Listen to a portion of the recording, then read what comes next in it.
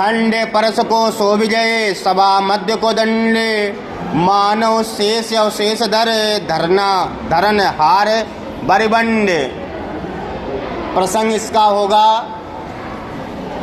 कि इसमें जनकपुरी में रखे सभा में धनुष का वर्णन एक ब्राह्मण के द्वारा किया जा रहा है। खंडे परस को शोभिजय, सभा के मध्य में शिव का धनुष रखा हुआ है जो शोभायमान हो रहा है। सभा मंद को दंड, सभा के मध्य में वह दंड का मतलब धनुष, ठीक है।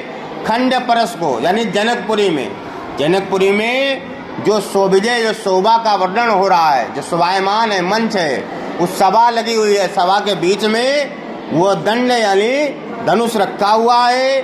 और ऐसा वो धनुष प्रतीत हो रहा है जैसे मानव शेष अवशेष धर, जिस प्रकार से शेषनाग इस पूरे संसार को अपने सर पे धारण किए हुए हैं, धरना हार परिबंड, वैसे वो धनुष भी उस पूरे सभा को धारण किए हुए है। यानी कि जनकपुरी में रखा हुआ वह शिव का धनुष है, ऐसा प्रतीत हो रहा है जैसे शेषनाग संसार को अपने सर पे धारण किए हुए हो, ऐसा वो धनुष पूरे समाज को धारण किए हुए हो, ऐसा प्रतीत हो रहा। आगे कह रहा है शोभित मंचन की अवली गज दंत मई चवे अज्वल छाई, ईश मनो वसुधा में सुधारि सुधाधर मंडल मंड जुनहाई, तामय केशव दास विराज राजकुमार सभय सुखदाई, देवन ज्यों जनु देव सभा शुभ सिय स्वयंवर देखन आई।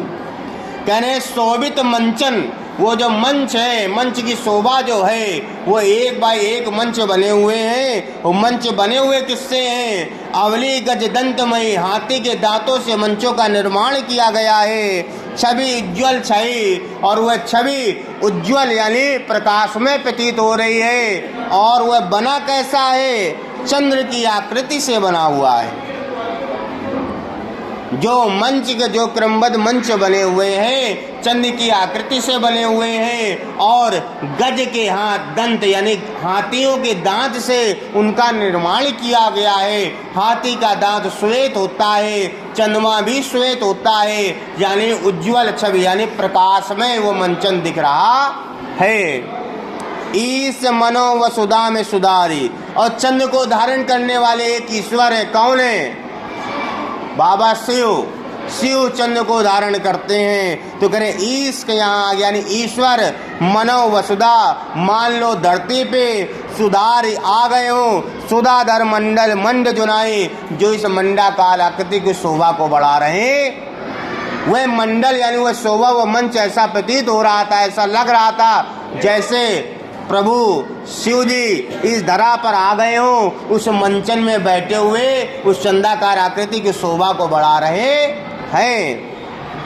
तामय केशवदास कह रहे हैं उसमें, उस मंच में विराजमान हैं राजकुमार सभय सुखदाई। वे दो राजकुमार बैठे हुए हैं जो सभी के सुख को प्रदान कर रहे हैं, सभी के सुख में वृद्धि कर रहे हैं। तामे केशवदास कह रहे हैं उस मंच में दो युवक विराजमान है, राजकुमार विराजमान है, जो सभी के सुख को बढ़ा रहे हैं। देवन ज्यों जनु देव सभा शुभ, अब ऐसा लग रहा है जैसे आसमान यानी स्वर्ग से देवजन इस सभा में आ गए हो। ये सभा कैसी हो गई? देव की सभा हो गई है। सिय स्वयंवर देखन आए, और ये देव भी सीता जी के स्वयंवर को देखने के लिए आए हुए हैं। तो पूरा जो इसकी व्याख्या वो ये है कि जो चंदाकार आकृति में सिंहासन मंच का तैयार किया गया है, वो मंच हाथी के दांतों से निर्माण किया गया है, और वह प्रकाशमय मंच ऐसा लग रहा है मानो स्वयं भोलेनाथ धरती पर चंद्रमा को धारण करके आ गए हो। केशवदास जी कह रहे हैं उस मंच पर विराजमान वो दो राजकुमार सभी के सुख में वृद्धि कर रहे हैं। अरे हमें तो ऐसा लग रहा है जैसे इस धरती पर सभी देवगण इस सभा में उपस्थित हो गए हो, तो सीता के स्वयंवर को देखना चाहते हैं।